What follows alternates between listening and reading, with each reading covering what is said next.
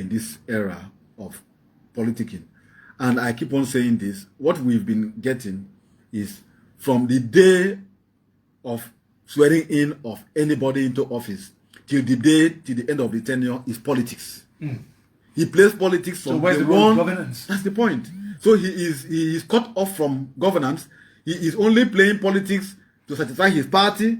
The appointment will be made with one, his party members. The employment, for instance, will be his party members. No, that's not applicable to Akwa Ibom. Well, I'm making a general statement I'm here. also excluding Akwa Ibom State. I'm making a general statement here, looking at the country here, that employment, appointment, you must show cause that you are or you were loyal to the party. We used to have in Akwa Ibom an era where a particular governor will tell you, where were you when we were at Afa Agbanekbo? Late Obong Akpan Isemen. In his days, in 92, you must be able to show the result, your result sheet of your polling unit, how you are able to assist the party to win. So we are still playing that politics of winner takes it all, whether it is in the true sense of it or in our actions. So whether you exclude Akwa Ibom from it, you are only picking Akwa Ibom out from the larger context of 36 states of the federation, and even in the federal system. Because I would have thought that, for instance, President Bola Ahmed Tinubu would have appointed someone. Yes, he has appointed Wike. I know you will go there, but Wike is playing the role of devil's advocate for him, destroying the other parties in my own language now, so that the parties will not have a grip hold. And I don't see someone who is loyal. When late Bola Ige was appointed by Minister of Justice, late Bola Ige was appointed Minister of Justice under Obasanjo's government, he was still loyal to AD. He never defected. He was still attending AD's party activities and the rest. And he never caused faction in AD up till the day he was, killed.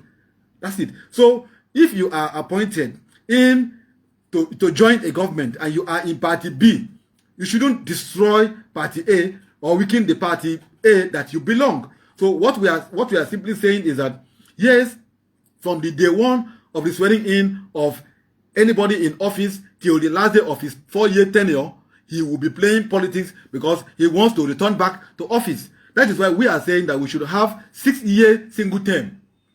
So at the moment you are sworn into office, you have a single term to go.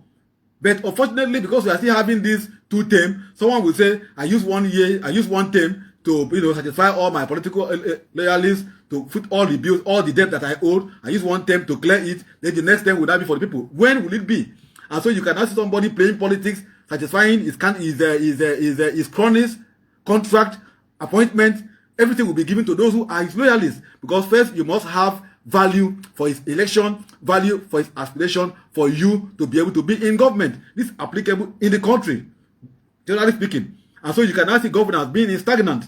So we have been saying this as CSOs, that politics should be flown half-mast, the flags flown half-mast, while you face governance. When INEC now lift ban on campaigns and timetable is now issued, you now do your politicking. But unfortunately for us, that is not the case here. You talked about getting value for the election. That's what we usually see, rather than honor the contract, the agreement that they had with people. I know last week it was all about agreement between who and between who. But then, what agreement would you have with the people when, for example, the APC says in 2027, nomination and interest form for the office of the president will go for 200 million naira only. Nomination and interest forms for senators will go for 100 million naira only. Nomination and interest forms for House of Representatives will go for 70 million naira only.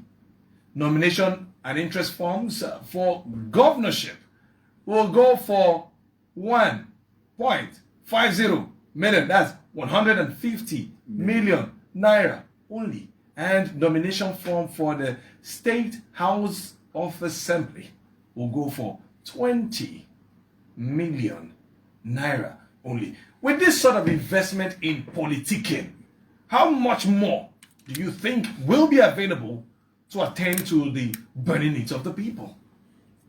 I mean, 200 million naira. This is the greatest undoing in our democracy.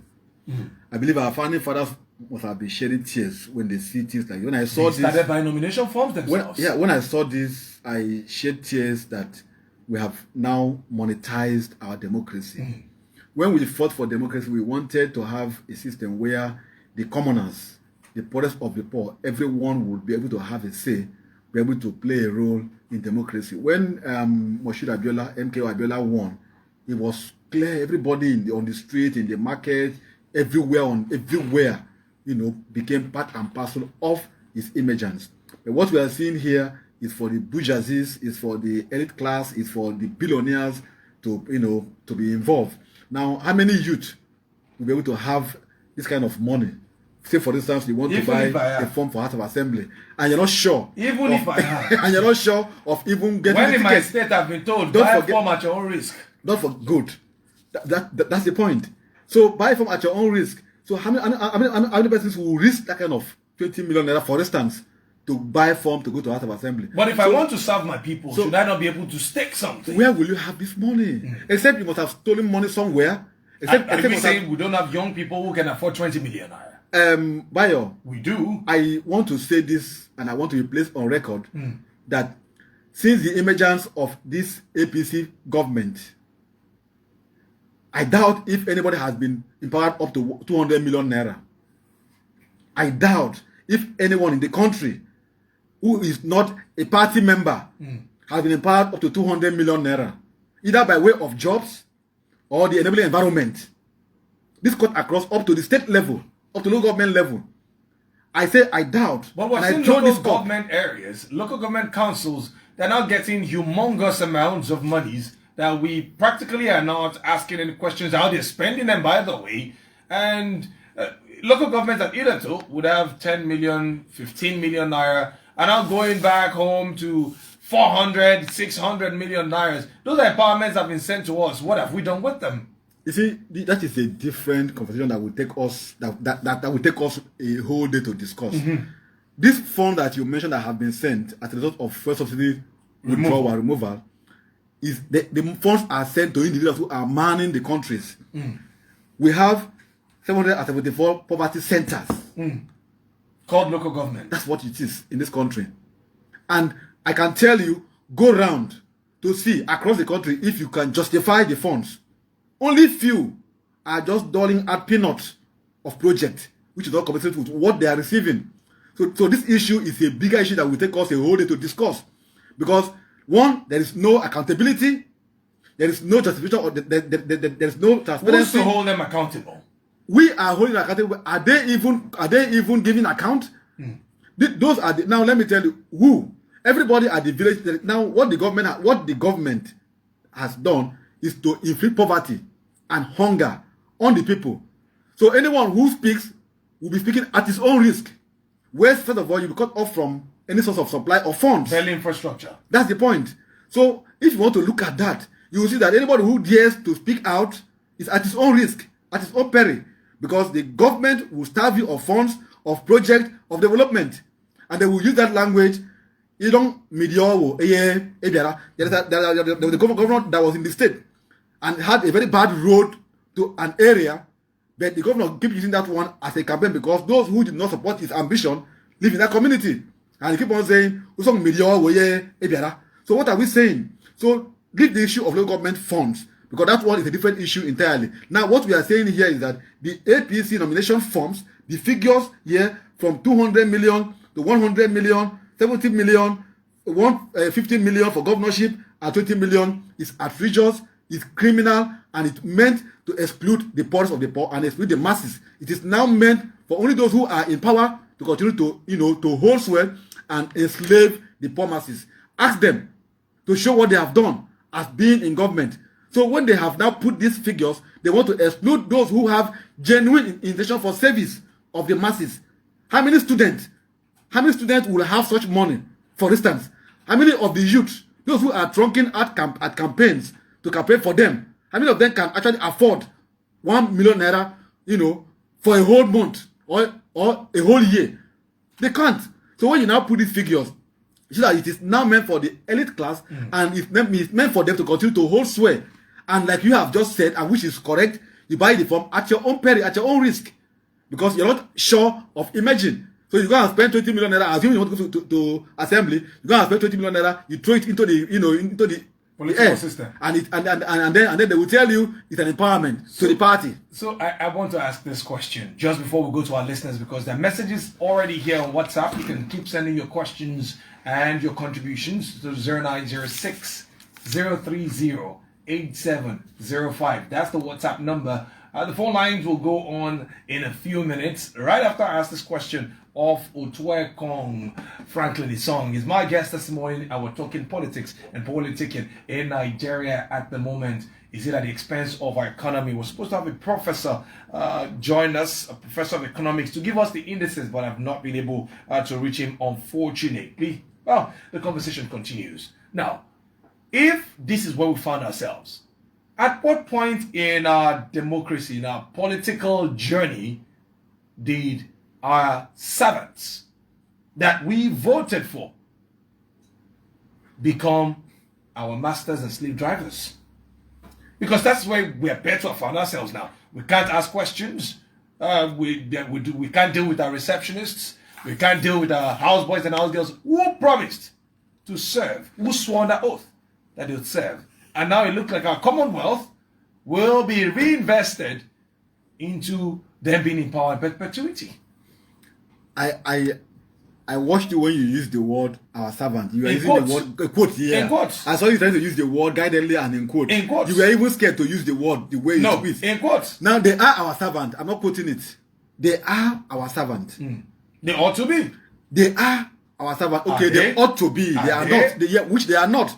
So at Now, what point did we change positions? now we change position when they take office, and the affluence of the office and the opulence of the office makes them to feel that they are the only cock to crow, the king of the land, and nobody else should say a word. When you have security vote in your control, you have the security apparatus in your control, you have a state to govern, a country to govern, a territory to govern, and you feel that your word is yea and amen. That is the point that we have deviated from what ought to be, which is not what it is. I recall a year when Governor Babangida Aliyu of Niger State used to be governor. He tagged himself the chief servant of the people.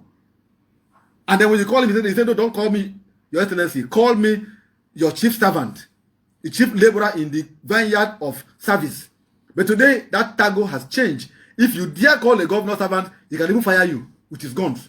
If he has a gun with him, or order that you be picked up, or even call it, or even say that you have maligned his name, or you have defamed him. But the truth remains that these people are the people's servant. That they come back for renewal, as they are coming back now for us to vote for them. If not, if they don't want us to hire them, they won't come for us to vote for them. So the law has created opportunity for us to, to do a review of how they have served us, and if they deserve, re-election, then we can now reward them by way of re-election. So they are, and they ought to be, the people's servant. So that is the point. From the point that they took office, and let me even say it, we have now allowed money to creep in, and we have so much trillions in this country. I recall the days of the past government before now. We used to have, when you hear 100 million, it's like a billion. I recall in 2001 when Obama sent a budget to the assembly, and it was pretty between 200 to 300 million because of the issue of control, and we are happy that it was a huge amount of money. I mean, 200 to 300 million, but now we are talking about trillions. What is running? The local government chairman council then had, when you have 30 million for a month as allocation, it's as if you have gotten so much money. But today, the reverse has been the case. So much billions have been pumped into the system, and those who are manning it have gone gagas. They don't know how to use these funds. They see it as their own funds. They sit on it, and they become so confused. I was speaking in a sister program where a friend of mine who emerged into an office after campaigning, spent so much billion to become millions to occupy that office, he won. And when I went to that office one day to see him, I saw him seated outside by the table. And I asked him what happened. He said, my brother, you see all those files there, they are confusing me. So the truth is that if I sit there, I always have headache. So what I do is I sit outside from that table, and then I can have my peace of mind. And I told him, when you've campaigned to become what you are, you were campaigning to become what you are to attend to those files. He said that there are many, and they keep coming, they keep piling. This man keep living in the hotels, keep going about until the tenure ended. He was able to sit in his office and treat those files. And this is happening at expense. All he knows is that once the phone creep into the office, he goes there, take the phone, and gallivant about and elope. So what are we saying? What we are simply saying is that the people who are holding political offices are the people's servant, and they ought to know that they are the people's servant, and they ought to do things that will reflect their position as servants, which is giving service to the people of the country, people of the region, state, and local government. Nobody who is holding political office should see himself as above those who voted you. And that is why, if we are to practice a true democracy, it is the time of election for us to now test and review what they have done. Former Governor Sam Mbakwe, former governor of Imo State, during the campaign for his second term, he said he will not print any billboard. He said he won't print any poster. They asked him why. He said he has built school in so many communities. Those schools are his campaign posters. He has built roads across the entire state. Those roads are his campaign posters. And so those people whom he has empowered, the road, the schools, the hospitals are all his campaign posters and jingles. And that is what happened. So but when you see us spending billions to be able to woo for vote and image, something is wrong. So there is a disconnect between us and those who are holding offices. Well, we do not want to disconnect from our listeners back home, and I did inform you at the start of this conversation that it involves you at home, so you can have your say. The number is 0905 995 1059 or 0912